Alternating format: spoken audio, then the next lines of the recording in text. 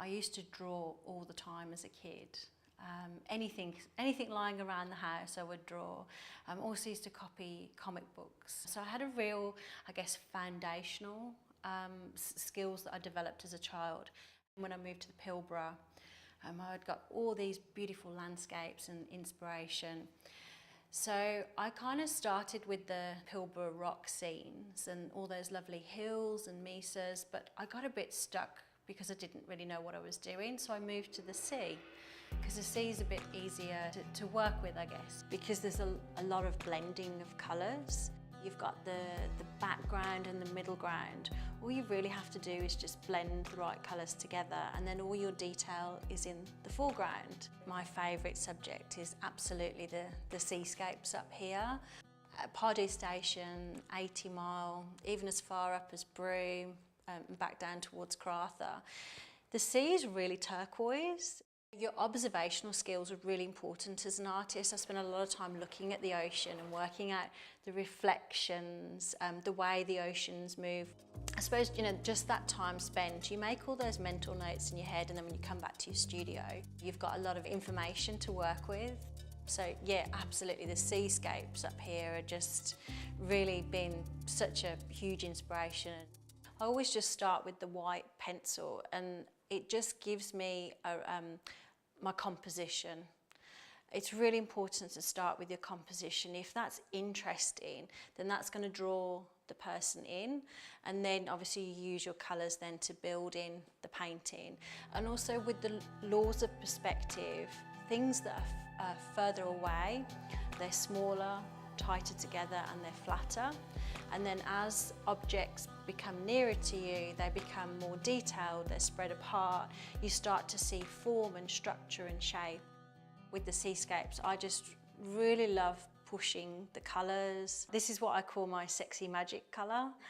This is my Pilbara colour. This is what I use in all my workshops as well, because it just really helps to really capture that.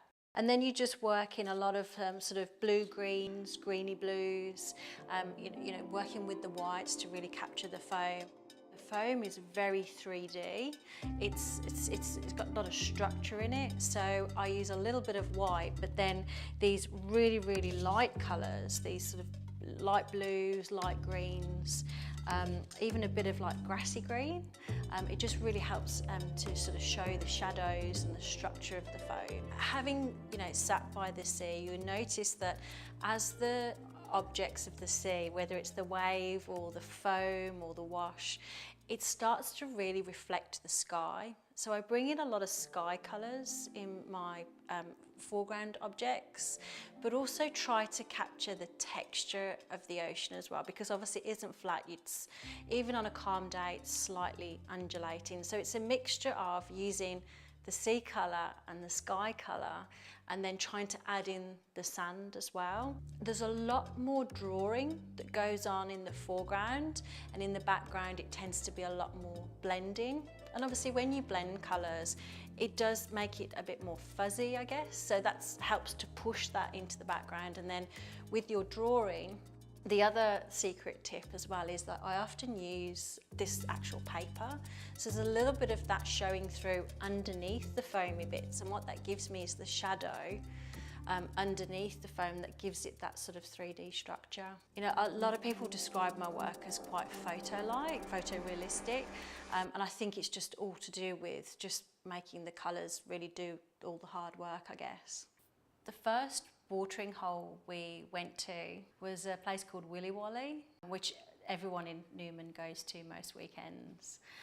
And there's this beautiful sort of cliff face. In the afternoon, the late afternoon, the sun is directly on it.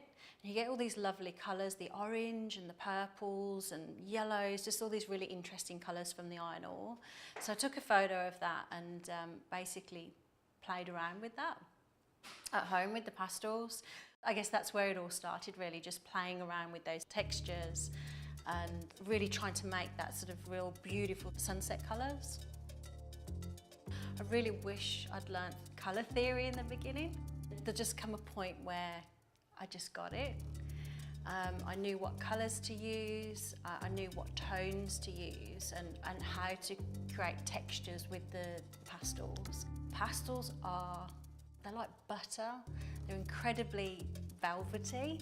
So when you mix the various colours, like for instance with the sky, you get that blend from dark to light blue on the horizon line. Because they blend like butter, they're just really beautiful to work with. And it's just practice really, and happy accidents. I have almost a ritual that I go through with each painting. I work out what the base colour that I'm going to use. So for portraits it tends to be this raw umber colour. And then I put a little swatch down, whether it's the schminky pastel or the pastel pencil, and that just helps me play around with the colours, have a bit of an explore and work out what's the most appropriate colour for the actual subject that I'm working with, particularly with babies. So this portrait here, the little boy is just 1 year old, and with babies obviously you have that lovely dewy skin. You really want to capture that. So as you can see, I'm sort of working in more of the yellowy and pinky colours. I've found that there is a basic set of colours to achieve skin tone. You've got your creamy yellows, your light pinks. Then you have these really sort of unusual, I call them sort of orange terracotta colours, through then to your sort of brown. Sometimes I use white as well. With baby photos, you really want to capture that dewy skin. So you really are working in that sort of lighter palette.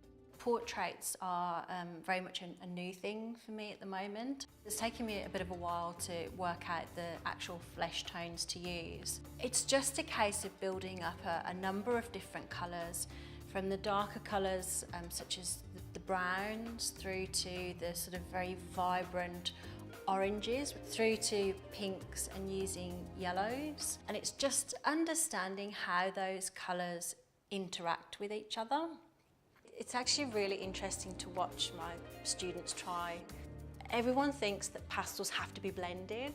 It's a really fine balance between making stuff happen and letting stuff happen on the page. As you come down, like I said, you don't blend as much and you really start to draw with the pastel and use you know, finer strokes or longer strokes. It's really the more drawing technique.